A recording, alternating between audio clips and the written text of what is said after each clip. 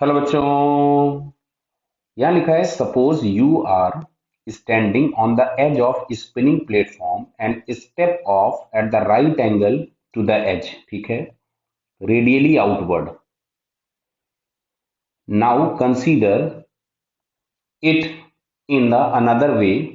You are standing on the ground next to the spinning console and you step onto the platform at the right angle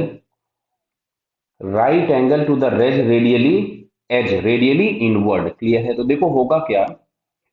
पहले मान लो ये platform अगर घूम रहा था बराबर, और यहां कहीं पे अगर कोई भी एक पर्सन खड़ा हुआ था इस जगह पे और ये रोटेट कर रहा था मान लीजिए। क्लियर? तो इसका जो एंगुलर मोमेंटम होगा वो आपके पास होगा I of the platform plus I of the man into omega. Clear? और तुमसे बोला गया है कि मैन रेडियली बाहर निकल जाता है। रेडियली अगर बाहर निकला होगा तो इसमें जो इंपल्स लगाया होगा वो सेंटर से पास होगा। तो इंपल्स अगर सेंटर से पास होगा तो उसका कोई एंगुलर इंपल्स नहीं आएगा, मतलब एंगुलर मोमेंटम में कोई चेंज नहीं होगा। लेकिन अब अगर हम एल फाइनल की बात करें तो पर्सन तो बाहर हो गया, तो आई प्लेटफॉर्म इंटू ओमेगा डैश, तो ओमेगा डैश क्या होगा? चेंज हो जाएगा, क्योंकि total moment of inertia system का क्या हुआ? चेंज हो गया। सिमिलरली अगर मान लो यहाँ कहीं पे प्लेटफॉर्म है जो कि रोटेटिंग है और ये पर्सन यहाँ कहीं पे बाहर खड़ा हुआ था।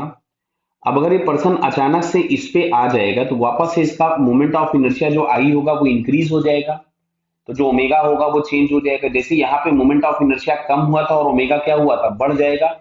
तो वैसा ही जैसे ही पर्सन इसके ऊपर में आएगा तो इस सिस्टम का मोमेंट ऑफ इनर्शिया बढ़ जाएगा, तो एंगुलर वेलोसिटी क्या होगी? कम हो जाएगी। क्लियर?